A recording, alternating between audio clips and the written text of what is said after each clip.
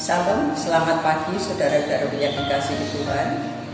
Kembali kita bersama, mari membaca firman Tuhan setiap hari. Bacaan hari ini diambil dari Kisah Para Rasul pasal 4 ayat 13 sampai dengan yang ke-31 yang demikian firman-Nya. Ketika sidang itu melihat keberanian Petrus dan Yohanes dan mengetahui bahwa keduanya orang biasa yang tidak terpelajar, heranlah mereka, dan mereka mengenal keduanya sebagai pengikut Yesus. Tetapi karena mereka melihat orang yang disembuhkan itu berdiri di samping kedua rasul itu, mereka tidak dapat mengatakan apa-apa untuk membantahnya. Dan setelah mereka menyuruh rasul-rasul itu meninggalkan ruang sidang, berundinglah mereka dan berkata, "Tindakan apakah yang harus kita ambil terhadap orang-orang ini?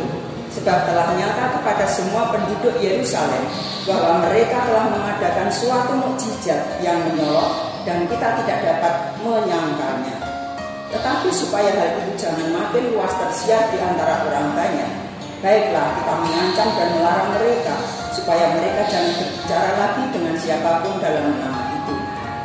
Dan setelah keduanya disuruh masuk, mereka diperintahkan supaya sama sekali jangan berbicara atau mengajar lagi dalam nama Yesus.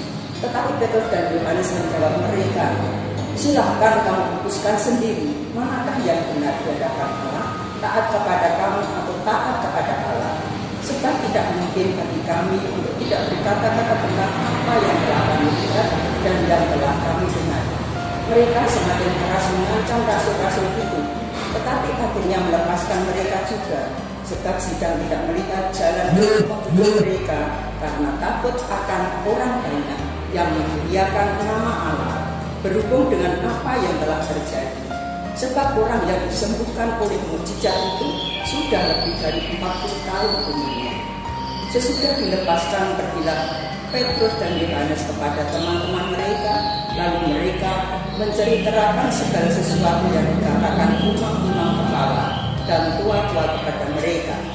Ketika teman-teman mereka mendengar hal itu, berserulah mereka bersama-sama kepada Allah, katanya, "Ya Tuhan, Engkau-lah yang menjadikan langit dan bumi, laut dan segala isinya, dan oleh Roh Kudus dengan perantaraan hamba-Mu Daud, Bapa kami, Engkau telah berfirman, mengapa rusuh bangsa-bangsa, mengapa suku-suku bangsa mereka perkara yang sia-sia? Raja-raja dunia bersiap-siap dan para pembesar berkumpul untuk melawan Tuhan dan yang dikasihinya.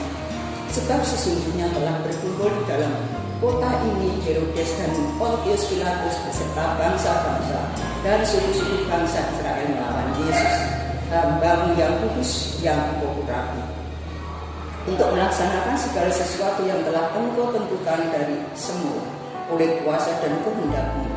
Dan sekarang ya Tuhan, lihatlah bagaimana mereka mengancam kami, dan berikanlah kepada hamba-Hamba-Mu keberanian untuk memberitakan firman.